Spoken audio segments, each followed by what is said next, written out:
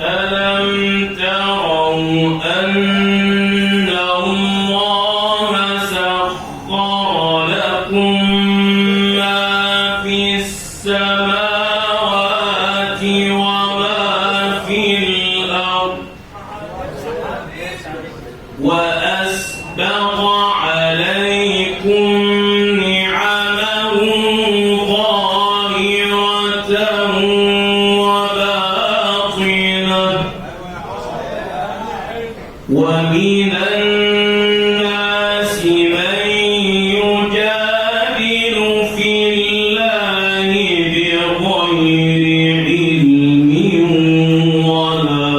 هدى ومن الناس من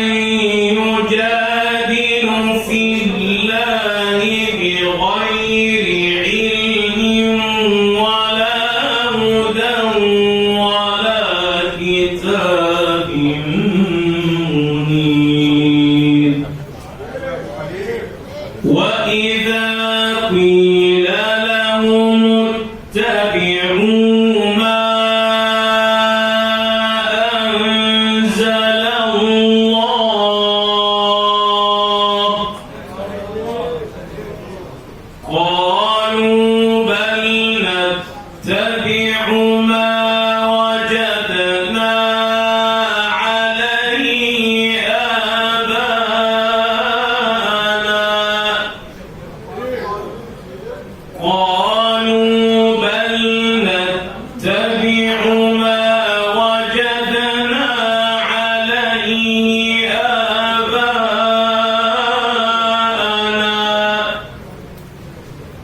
أولو كان الشيطان يدعوهم إلى عذاب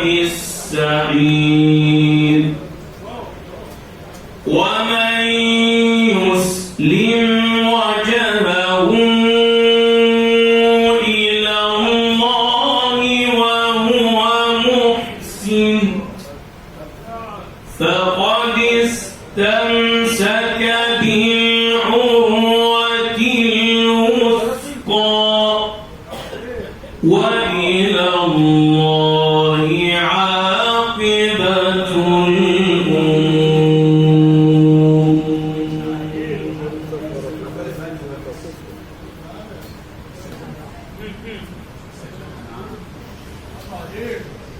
وما